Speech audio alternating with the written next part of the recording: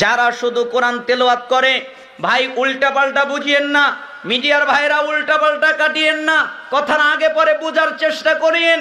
যারা শুধুমাত্র কোরআন তেলাওয়াত করে, কোরআন বোঝে না এবং ওই অনুযায়ী আমল করে না, ইমাম ইবনে তাইমিয়া তিনি বলেছেন তারা কোরআন পরিত্যাগকারী। যারা শুধুমাত্র কোরআন তেলাওয়াত করে, কোরআনটা বোঝেও কিন্তু ওই অনুযায়ী আমল করে না, এরাও হলো কোরআন পরিত্যাগকারী। তাহলে কোরআন গ্রহণকারী কে? যে কোরআনের প্রতি ঈমান এনেছে, যে কোরআনুল কারীম তিলাওয়াত করে, যে কোরআনুল কারীম বোঝে, ওই অনুযায়ী আমল করে, এ হলো কোরআন গ্রহণকারী। আল কোরআন হুজ্জাতুল লাকা ওয়া আলাইক, কিয়ামতের দিন কোরআন কারো পক্ষে, কোরআন কারো বিপক্ষে। যে ব্যক্তি কোরআন তেলাওয়াত করলো, কোরআন বুঝলো, ওই অনুযায়ী আমল করলো, কোরআন হলো তার পক্ষে। যে ব্যক্তি কোরআন বুঝলো না, কোরআন অনুযায়ী চললো না, ওই ব্যক্তির বিপক্ষে কোরআন। অতএব আপনাদের ওসিয়ত করছি, আপনারা কোরআন বুঝার চেষ্টা করেন। আল্লাহ তাআলা আমাদের তৌফিক দান করুন। রাসূল সাল্লাল্লাহু আলাইহি ওয়াসাল্লাম একদিন বললেন, ইলম উঠে যাবে। তখন একজন সাহাবী জিজ্ঞেস করলেন, আল্লাহর নবী, কিভাবে ইলম উঠে যাবে? ইলম উঠে যাবে কিভাবে, এটা তো বুঝতে পারলাম না। মদিনার অলিগলিতে লোকেরা কোরআন তেলাওয়াত করে বেড়াচ্ছে, দিন দিন মুসলিমদের সংখ্যা বেড়ে যাচ্ছে। আমরা কোরআন তেলাওয়াত করছি, আমাদের সন্তানদেরকে কোরআন তেলাওয়াত করাচ্ছি, আপনি বললেন ইলম উঠে যাবে। আমরা তো দেখছি ইলম বেড়ে যাচ্ছে। মুহাম্মদ সাল্লাল্লাহু আলাইহি সাল্লাম বললেন, জিয়াদ শোনো, আমি মনে করেছিলাম তুমি মদিনার বিজ্ঞ ব্যক্তি, আমি মনে করেছিলাম তুমি মদিনার জ্ঞানী ব্যক্তি, এটা আমি মনে করেছিলাম। আরে বলো, ইহুদিদের কি কিতাব নেই? খ্রিস্টানদের কি কিতাব নেই? আছে তো। আরে ইহুদিদের কিতাব, খ্রিস্টানদের কিতাব যেরকম তাদের কোনো উপকার করতে পারেনি, ঠিক তোমাদের মধ্যে কোরআন থাকবে কিন্তু তোমাদের কোনো উপকার করতে পারবে না। ওটাই হলো ইলম উঠে যাওয়া। ঠিক আমাদের মধ্যে কোরআন আছে, কোরআন আমরা তেলাওয়াত করি, আর আমরা কাপড় দিয়ে পেঁচিয়ে টাঙ্গের উপরে, চাঙ্গের উপরে রেখে দেই, আর কোরআন অনুযায়ী চলার কথা আমাদের স্মরণে থাকে না, তাই না? এজন্য সালাফ বললেন, তোমরা কোরআন পাঠ করো ঠিকই, কিন্তু কোরআন অনুযায়ী তোমরা নিজেরা চলো না। অকুলতুম নুহিব্বুর রাসূল সাল্লাল্লাহু আলাইহি ওয়াসাল্লাম ওয়া তারাকতুম সুন্নাতাহু, তোমরা বলো আমরা রাসূলের সুন্নাতকে ভালোবাসি, আমরা রাসূলের সুন্নাতকে মুহাব্বত করি, এ কথা তোমরা বলো, কিন্তু তোমরা নিজেরাই রাসূলের সুন্নাত ত্যাগ করো, তাই না? আপনারা রাসূলকে ভালোবাসেন না বাসেন না? জোরে বলেন, বাসেন না বাসেন না? তো রাসূলের সুন্নাত ত্যাগ করে কারা? আপনাদের মধ্যেই কিছু মানুষ। দেখা যাচ্ছে দাড়ি রাখা কি ওয়াজিব না, আবার একদিকে রাসূলের সুন্নাহ। তো অনেক মানুষ দাড়ি কাটে, দাড়ি কেটে দিয়েছে। বউ বলেছে যে দাড়ি রেখো না, তোমাকে যেন কেমন কেমন লাগে, তাই দাড়িটা কেটে দিয়েছে। অথচ সে দাবি করে আমি রাসূলকে ভালোবাসি, আমি রাসূলের জন্য জীবন দিতে পারবো। আমি বলি যে না, ও জীবন দিতে পারবে না। কেন? ও দাড়ি রাখতে পারে না, ও রাসূলের জন্য জীবন দিবে কি করে? ও তো দাড়ি রাখতে পারে না, দাড়ির সামনে হেরে গেছে, স্ত্রীর সামনে হেরে গেছে, সুদের সামনে হেরে গেছে, ঘুষের সামনে হেরে গেছে। জীবন দেওয়া কি এত সহজ কাজ? ও কিভাবে জীবন দিতে পারবে? তার মানে তোমরা রাসূলকে ভালোবাসো, এ কথা ঠিক, কিন্তু তোমরা নিজেরাই রাসূলের সুন্নাত ত্যাগ করো। পৃথিবীর মানুষের জন্য সবচেয়ে জরুরি ব্যাপার, সবচেয়ে প্রয়োজনীয় ব্যাপার হচ্ছে রাসূলের আনুগত্য করা, রাসূলের ইত্তেবা করা, রাসূলের অনুসরণ করা। আপনি যদি রাসূলের আনুগত্য করেন, আপনি যদি রাসূলের ইত্তেবা করেন, তাহলে আপনার জন্য সব সম্ভব। কেন? আল্লাহ সুবহানাহু ওয়া তাআলা বলছেন, কুল, হে নবী আপনি বলেন, ইন কুনতুম তুহিব্বুনাল্লাহ ফাত্তাবিউনি ইউহিব্বুকুমুল্লাহ ওয়া ইয়াগফির লাকুম যুনুবাকুম। আল্লাহ তাআলা বললেন, আল্লাহর নবী আপনি বলেন, কুল ইন কুনতুম তুহিব্বুনাল্লাহ, তোমরা যদি দাবি করো আমরা আল্লাহকে ভালোবাসি, আমরা আল্লাহকে মুহাব্বত করি, এটা যদি তোমরা দাবি করো, ফাত্তাবিউনি, তাহলে আমি নবীর ইত্তেবা করো, আমি নবীর অনুসরণ করো। ইহবিবুকুমুল্লাহ, তাহলে আল্লাহ তোমাদের ভালোবাসবেন। ওয়ায়াগফির লাকুম যুনুবাকুম, এবং তোমাদের যত পাপ আছে আল্লাহ সব দিবেন। তার মানে রাসূলের আনুগত্য করলে, রাসূলকে মেনে নিলে আল্লাহর ভালোবাসা পাওয়া যায়, রাসূলকে মেনে নিলে পাপ থেকে ক্ষমা পাওয়া যায়। এমনকি হাদিসের মধ্যে, কোরআনের আয়াতের মধ্যে সূরা নূরের 52 নম্বর আয়াত, আল্লাহ তাআলা বলেন, ওয়া ইয়াতিআল্লাহু ওয়া রাসূলুহু ওয়া ইয়াখশাল্লাহ ওয়া ইয়াত্তাকিহি ফাউলাইকা হুমুল ফাইজুন। যে ব্যক্তি আল্লাহর আনুগত্য করে, রাসূলের আনুগত্য করে, আল্লাহকে ভয় করে চলে। আমি কিভাবে সুদ খেতে পারি আল্লাহ দেখছেন, আমি কিভাবে ঘুষ খেতে পারি আল্লাহ দেখছেন, আমি কিভাবে অন্যায় করতে পারি আল্লাহ দেখছেন, আমি কিভাবে জুলুম গীবত করতে পারি আল্লাহ দেখছেন। যে ব্যক্তি আল্লাহকে ভয় করে এবং প্রবৃত্তির কামনা বাসনা থেকে বেঁচে চলে, তাকওয়া অবলম্বন করে, তাকওয়া অবলম্বন করে চলে, ফাউলাইকা হুমুল ফাইজুন, এরা হলো সফল কাম। এরা কি সফল কাম, আল্লাহ তাদেরকে সফলতা দান করলেন। আর নিসার 13 নম্বর আয়াত, সূরা ফাতহের 17 নম্বর আয়াত, যারা রাসূলের আনুগত্য করে আল্লাহ তাদের এমন জান্নাত দান করবেন যে পায়ের নিচ দিয়ে নদী প্রবাহিত হবে। কেন? রাসূলের আনুগত্য করেছে তাই। সূরা আরাফ 158 নম্বর আয়াত, আল্লাহ তাআলা বলেন, ফাআমিনু বিল্লাহি ওয়া রাসূলিহিন নাবিয়্যিল উম্মিয়্যি আল্লাযী ইউমিনু বিল্লাহি ওয়া কালিমাতিহি ওয়াত্তাবিউহু লাআল্লাকুম তাহতাদুন। তোমরা ঈমান আনো আল্লাহর প্রতি এবং আল্লাহর বার্তাবাহক উম্মি নবীর প্রতি। যে নবী আল্লাহর প্রতি ঈমান এনেছেন, আল্লাহ যে কিতাব নাজিল করেছেন ওই কিতাবের প্রতি ঈমান এনেছেন। ওয়াত্তাবিউহু, তোমরা এই নবীর আনুগত্য করো, তোমরা এই নবীর অনুসরণ করো, তোমরা এই নবীর আনুগত্য করো, লাআল্লাকুম তাহতাদুন, তাহলে তোমরা হিদায়াত প্রাপ্ত হবে। বলেন তো, রাসূলের আনুগত্য করলে কি প্রাপ্ত হবে? হিদায়াত। আল্লাহ তাআলা তোমাকে হিদায়াত দান করবেন। তো আমি বলি, একটা মানুষের যদি এই কয়টা জিনিস থাকে তার কিছু আর লাগার প্রয়োজন নেই। 1, আল্লাহর ভালোবাসা, 2, হিদায়াত, 3, পাপ থেকে ক্ষমা, 4, জান্নাত। তার আর কিছু লাগবে? আবার ভালো করে বোঝেন। 1, আল্লাহর ভালোবাসা, 2, হেদায়েত, 3, পাপ থেকে ক্ষমা, 4, জান্নাত। তার কি আর কিছু লাগার প্রয়োজন আছে? সফলতার জন্য তার যা প্রয়োজন 4টি কথার মধ্যে ঢুকে পড়ে গেছে। রাসূলের আনুগত্য করলে আরো অনেক সফলতা আছে। আমি মৌলিক 4টা আপনাকে বুঝাতে চাচ্ছিলাম যে রাসূলের আনুগত্য করাটা কতটা জরুরি এবং কতটা প্রয়োজনীয়, যে রাসূলের আনুগত্য করলে আপনি সফল। এই জন্য আপনার আর আমার জীবনকে রাসূলের অনুসরণের মাধ্যমে আমাদের জীবন পরিচালনা করতে হবে, ঠিক না? ইরবাদ বিন সারিয়া রাদিয়াল্লাহু আনহু তিনি বলেন, ওয়াদানা রাসূলুল্লাহ সাল্লাল্লাহু আলাইহি ওয়াসাল্লাম মাওইযাতান ওয়াজিলাত মিনহাল কুলুব وزرفت منها العيون فقلنا يا رسول الله كأنها موعظة مودع فأوصنا। একদিন রাসূল সাল্লাল্লাহু আলাইহি ওয়াসাল্লাম আমাদের মধ্যে বের হয়ে আসলেন।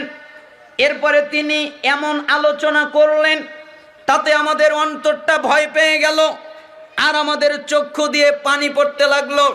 আমরা ভয় পেয়ে গেলাম আর আমাদের চোখ দিয়ে পানি পড়তে লাগলো। তাই আমরা জিজ্ঞেস করলাম, আল্লাহর নবী, মনে হচ্ছে এটা বিদায় নসিহত।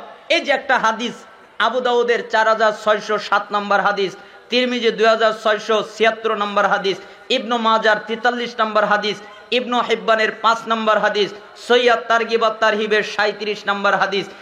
এই হাদিস বলে, ওয়াদানা রাসূলুল্লাহ সাল্লাল্লাহু আলাইহি ওয়াসাল্লাম মাওইযাতান ওয়াজিলাত মিনহাল কুলুব ওয়া যারাফাত মিনহাল উয়ুন।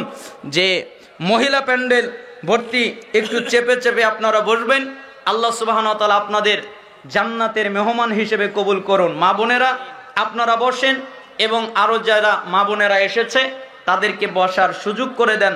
আল্লাহ সুবহানাহু ওয়া তাআলা আপনাদেরকে জান্নাতের জন্য কবুল করে নিন।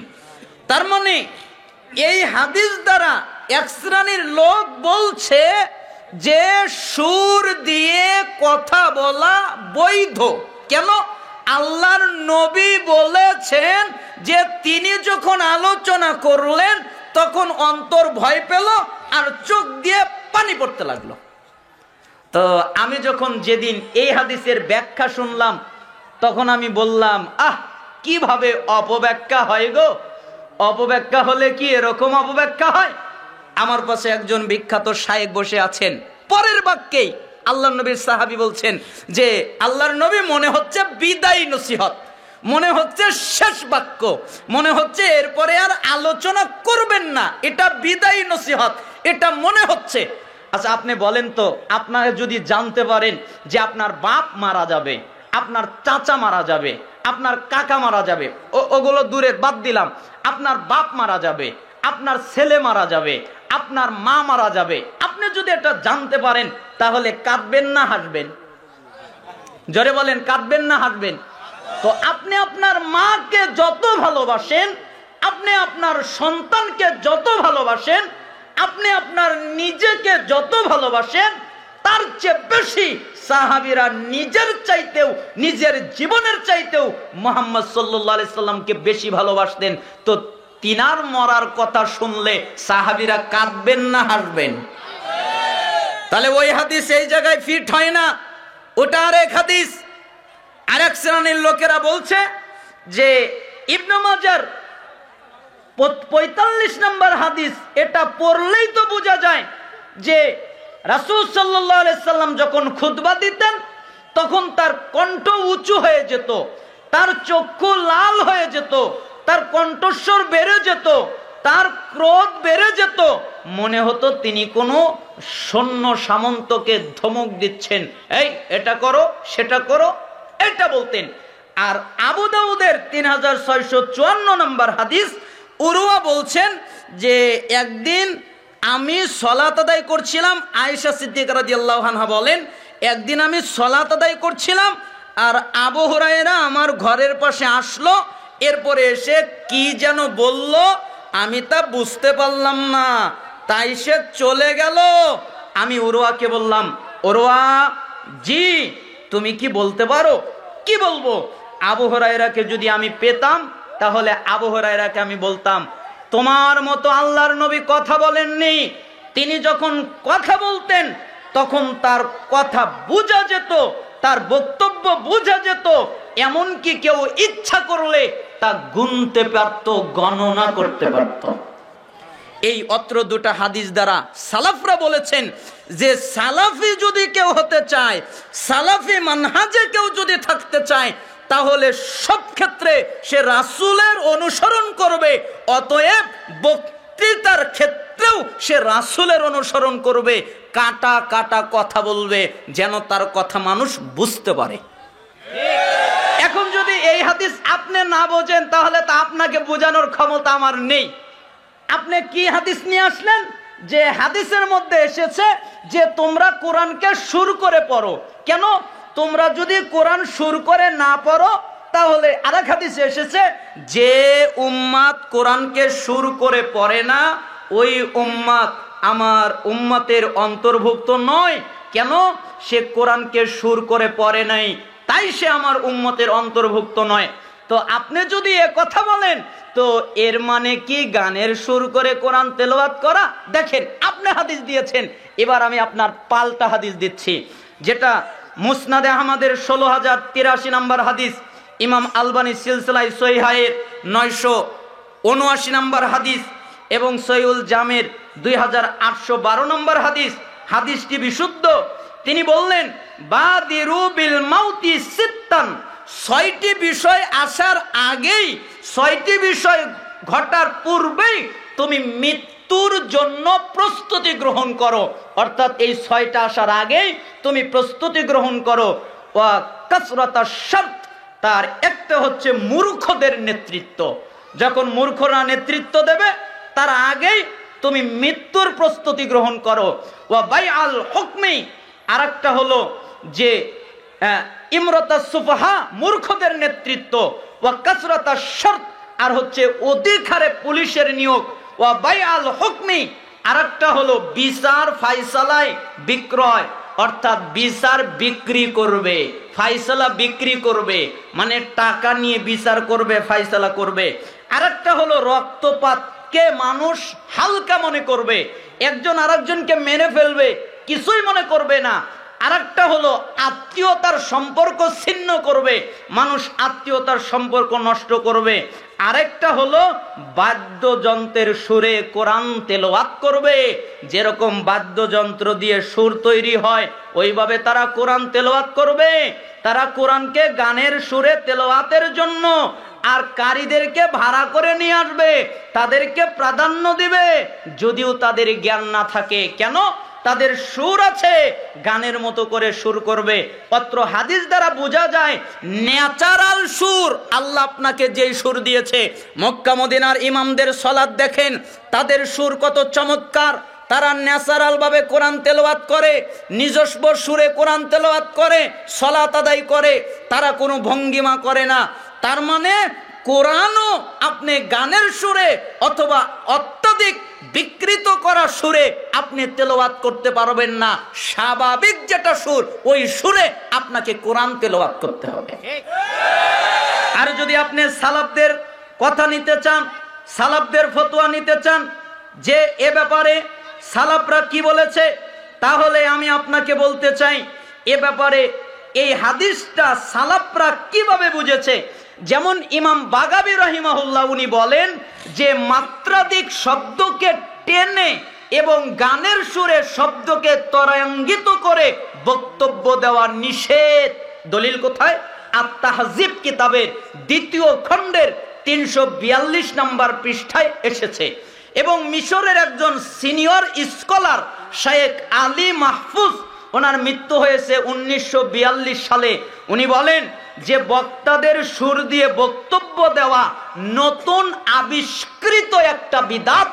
এই কথাটা এসেছে আল ইবদা ফি মাজারিল ইবতিদা, পৃষ্ঠা নম্বর 45।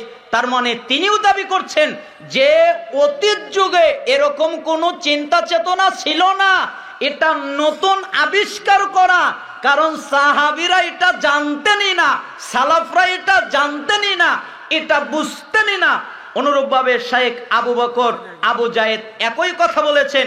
ইমাম ইবনুল জাওজি উনি শুরু করে বক্তব্য দেওয়ার ব্যাপারে চিন্তা করে বলেন, আমি লক্ষ্য করে দেখেছি অনেক ওয়াজ মাহফিলে এমন কিছু ঘটনা ঘটে যাকে সাধারণ মানুষ এবং স্বল্পজ্ঞানী বিদ্বানরা ভুল করে আল্লাহর কাছে নৈকট্য লাভের উপায় মনে করে, অথচ সেগুলো অস্বীকৃত, প্রত্যাখ্যাত মন্দ কাজ।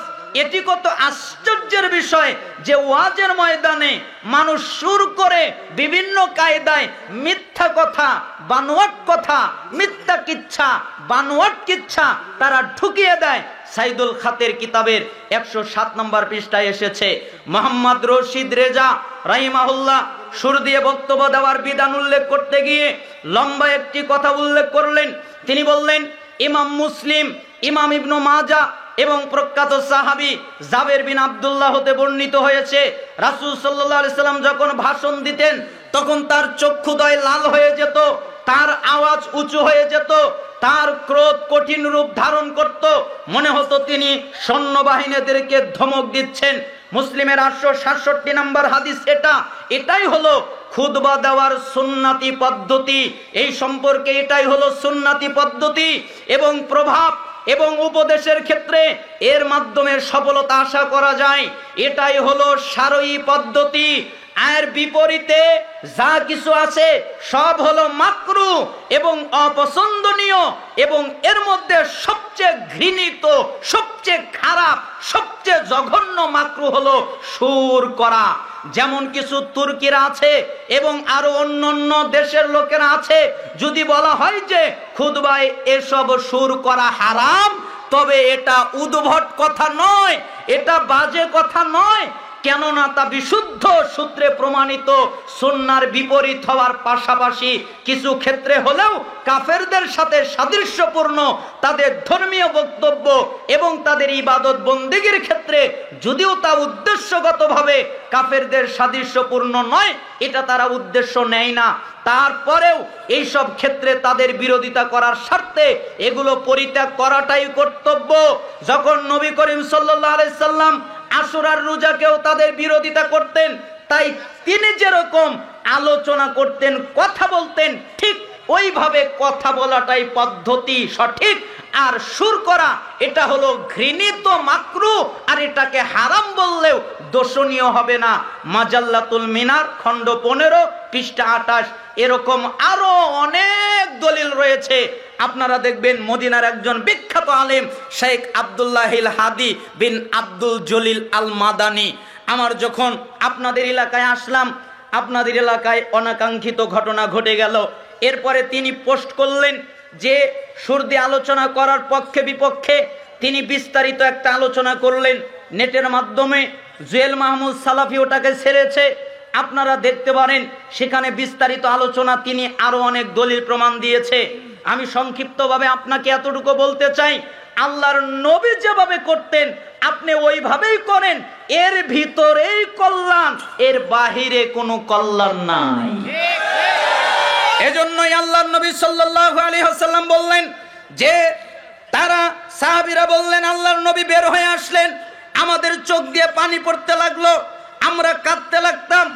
যেই লোকটা আমার বিরুদ্ধে কথা বললেন, আমি তার গীবত করতে চাই না, দোয়া করি আল্লাহ তাকে হিদায়েত দিক, আল্লাহ তাকে সঠিক বুঝ দিক, আল্লাহ তাকে কল্যাণ দিক, আল্লাহ তাকে রহমত দিক।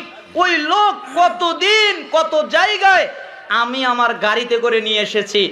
আবার অহংকার মনে করিয়েন না, ওই ভাই কিভাবে বাড়িতে যাবে, এক জায়গায় দুই এক জায়গায় মাহফিলে এক জায়গায় পড়েছে, কিভাবে যাবে, আমি তাকে ওইভাবে নিয়ে এসেছি, সহযোগিতা করেছি।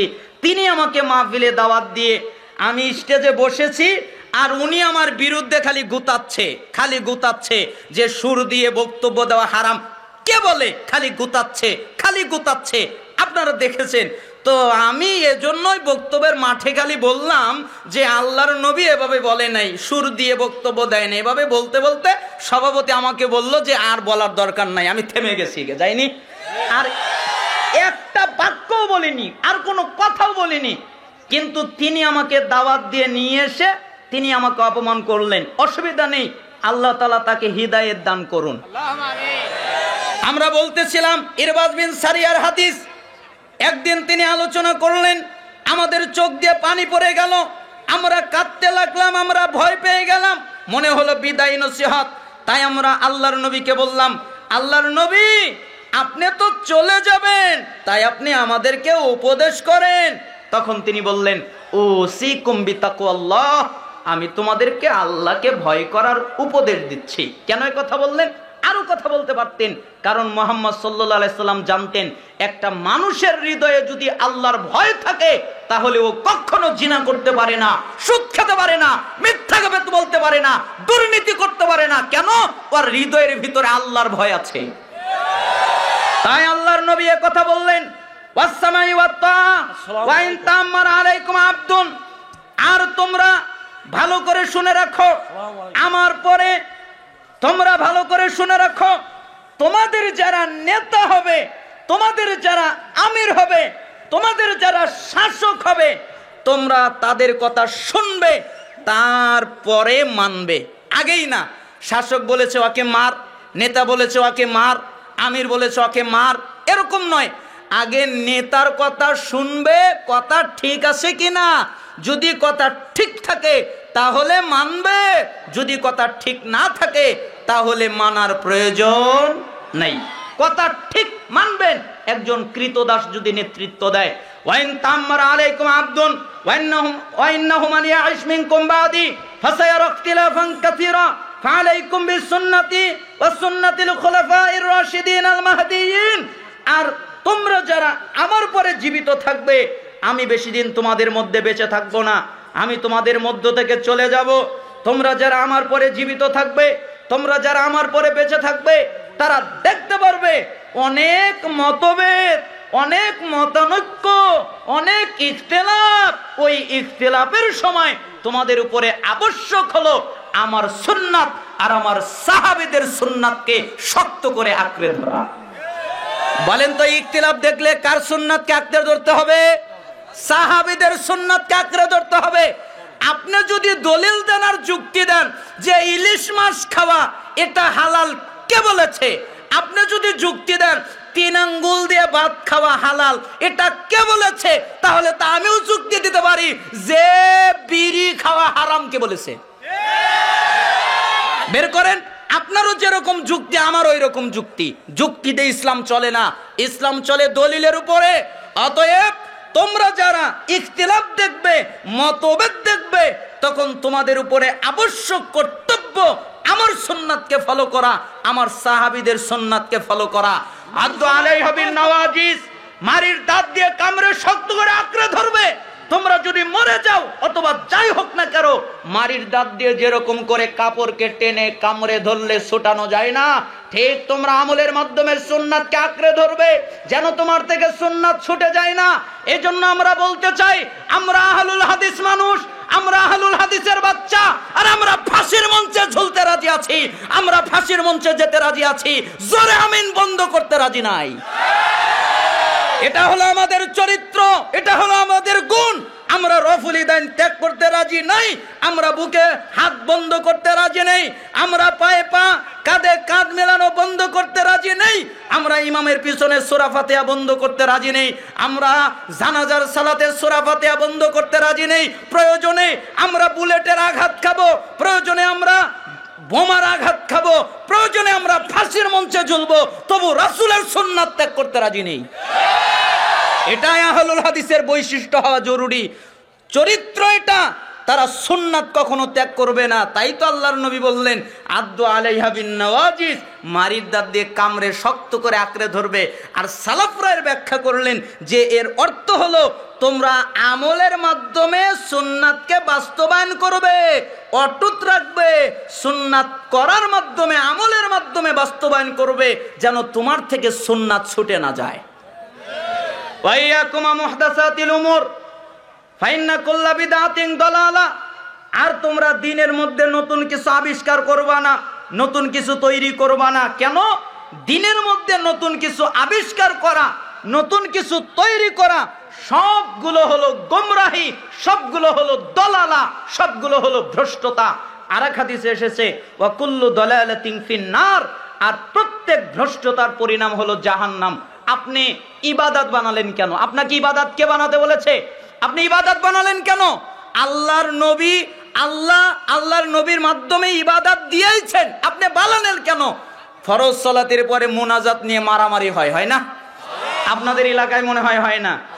আপনাদের গাইবান্ধায় যে হয় না তা আমি বিশ্বাস করি না। মাঝে মধ্যে নেটে দেখি তো তুমুল মারামারি ঝগড়া লাগে মুনাজাত নিয়ে। জায়েজ না জায়েজ এ ফতোয়া পরে, জায়েজ না জায়েজ ফতোয়া পরে দেই। আগে এটা বোঝেন যে ফরজ সালাতের পরে আল্লাহর নবী কিছু কি বলতেন না চুপ থাকতেন? বলতেন না? ফরজ সালাতের পরে আল্লাহু আকবার বলতেন। কি হবে? আল্লাহ মর্যাদা বাড়িয়ে দেবে। আস্তাগফিরুল্লাহ আস্তাগফিরুল্লাহ আস্তাগফিরুল্লাহ 3 বার বলতেন, তাহলে আল্লাহ কি করবেন? তার গুনাহ মাফ করে দিবেন। আল্লাহুম্মা আনতাস সালাম ওয়া মিনকাস সালাম এটা বলতেন, তাহলে কি হবে? আল্লাহ এর বিনিময়ে আল্লাহ সুবহানাহু ওয়া তাআলা তাকে শান্তি দান করবেন। লা ইলাহা মর্মে 2টি দোয়া আছে, পাঠ করতেন, গোলাম আজাদের সওয়াব পাওয়া যাবে। সুবহানাল্লাহ আলহামদুলিল্লাহ আল্লাহু আকবার 33 বার করে লা ইলাহা দিয়ে 100 বার পূর্ণ করতেন, অথবা 34 বার আল্লাহু আকবার দিয়ে 100 বার পূর্ণ করতেন। আল্লাহ রাসূল সাল্লাল্লাহু আলাইহি সাল্লাম বলেছেন, তার গুনাহ যদি সমুদ্রের ফেনার মতো হয় তাহলেও আল্লাহ ক্ষমা করে দিবেন। তারপর আয়াতুল কুরসি পড়তেন। আয়াতুল কুরসি পড়ে ওই অবস্থায় যদি মারা যায় জান্নাতে যাবে। মাঝখানে বাধা হলো মৃত্যু।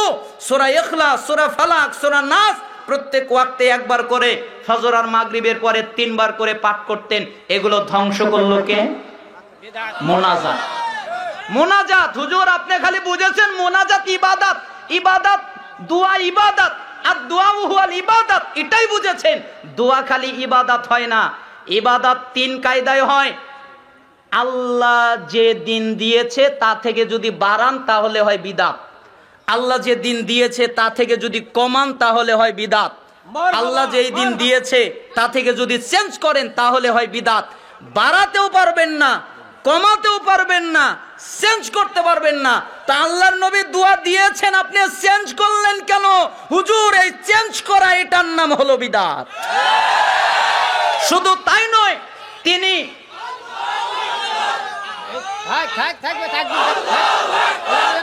আলোচনার মধ্যে তাকবীর দেন না,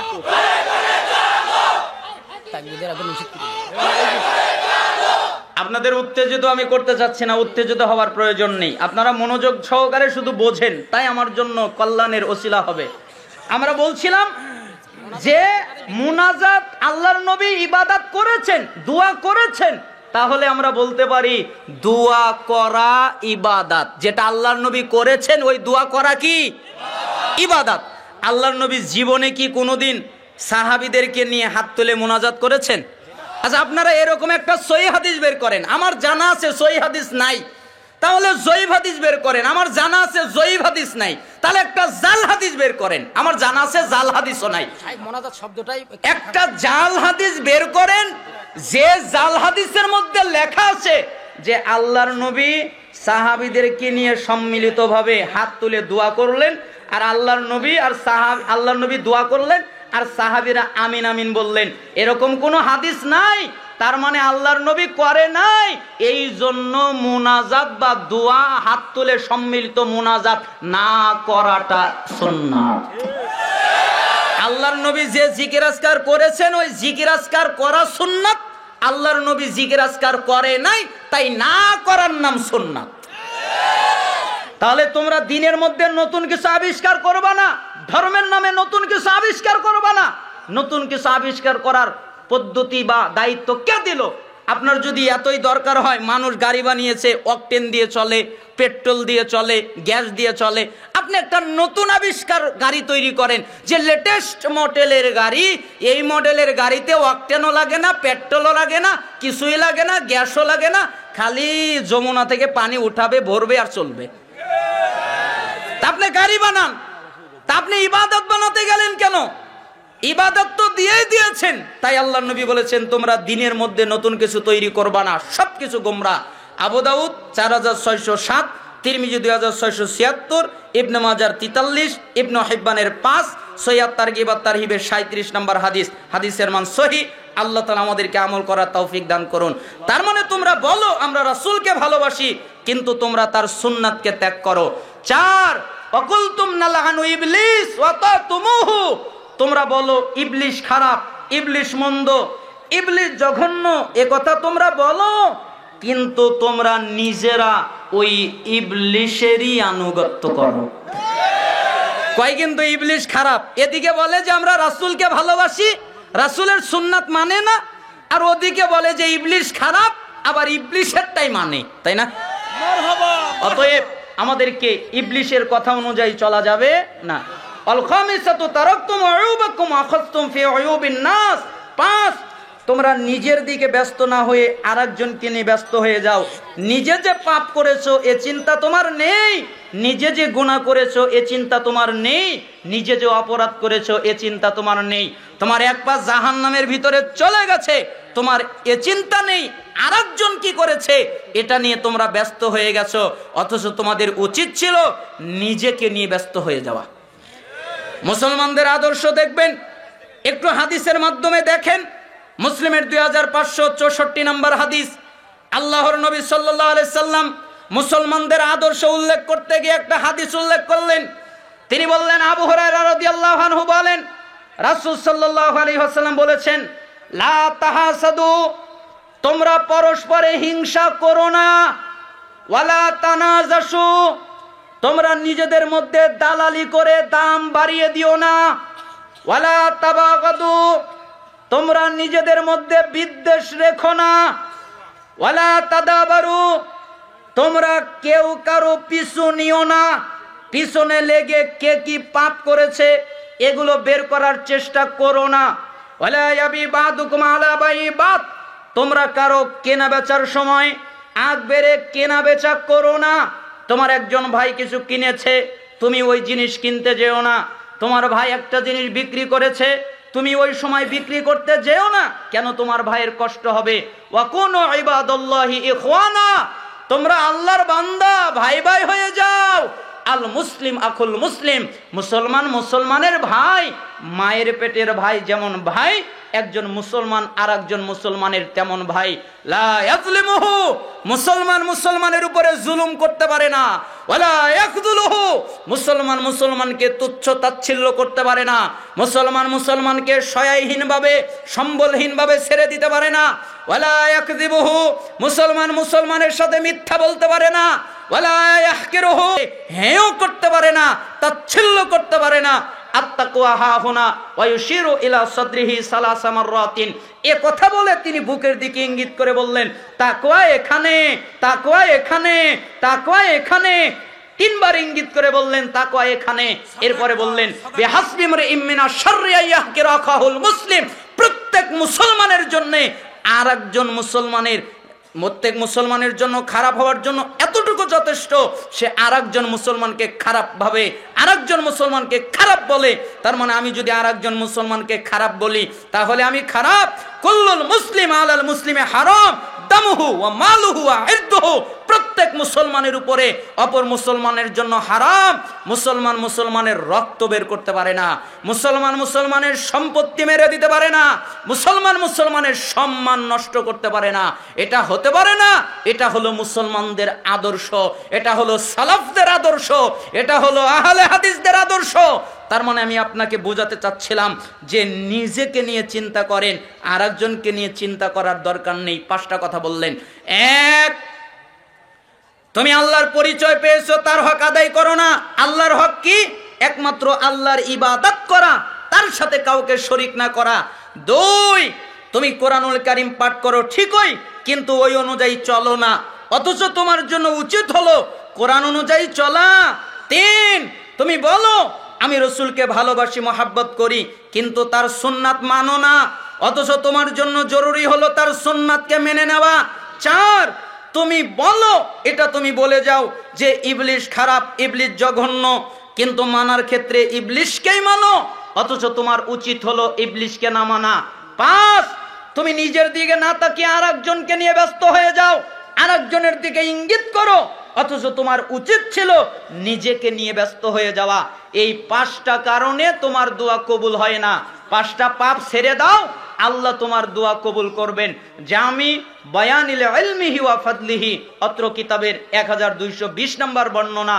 আল্লাহ তাআলা আমাদেরকে সালাফদের এই বাণীটা বোঝার তৌফিক দান করুন। আমরা বলছিলাম সালাফদের একটা কওল উল্লেখ করে অতঃপর আমরা কিছু হাদিস অনুবাদ করার চেষ্টা করব, কিন্তু আমার সময় তো শেষ। 9:30 বেজে গেছে। না না না না, প্রশ্নের উত্তর দিলে তো ভেজাল লাগে, এজন্য প্রশ্নের উত্তর দিতে চাচ্ছি না। শায়েক আছে, তিনি প্রশ্নের উত্তর দিবে, আমার পরে আছে তিনি দিবেন, সভাপতি সাহেব আছে তিনি দিবেন। আচ্ছা ঠিক আছে,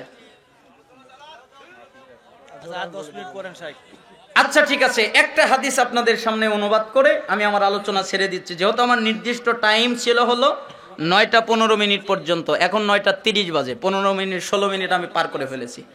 তো যাই হোক, একটা জরুরি হাদিস, এই হাদিসটাকে সালাফরা বলতেন যে এটা হলো একটা আশ্চর্যজনক হাদিস।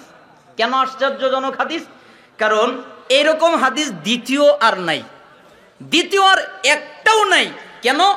কারণ প্রত্যেকটা হাদিসের মধ্যে আল্লাহর নবী সাহাবীদেরকে ইঙ্গিত করে বলেন, সাহাবীরা এটা করো, উম্মতেরা এটা করো, কিন্তু আল্লাহর নবী এই জায়গায় কোনো ইঙ্গিত করলেন না। এ জায়গায় তিনি আল্লাহর নবীকেই ইঙ্গিত করে জিবরাইল আমিন বললেন। সাহল ইবনে সাদ রাদিয়াল্লাহু আনহু বলেন যে একদিন জিবরাইল আমিন আসলেন, এরপরে জিজ্ঞেস করলেন যে হে আল্লাহর নবী। জিবরাইল আমিন আল্লাহর নবীর কাছে এসে বললেন, আল্লাহর নবী, জি আমি আপনাকে কিছু উপদেশ করব, আমি আপনাকে কিছু নসিহত করব, আমি আপনাকে কিছু পালন করার কথা বলবো, আপনি কি তা করবেন? তখন তিনি বললেন, আচ্ছা ঠিক আছে, আপনি কি বলবেন বলেন, আমি বলার ক্ষেত্রে কঠোরতা অবলম্বন করব, শক্তিশালীভাবে বলবো, আপনি কিছু মনে করবেন না। আচ্ছা ঠিক আছে বলেন।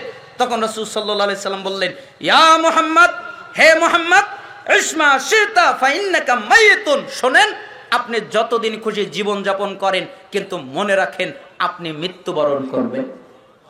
বলেন তো কে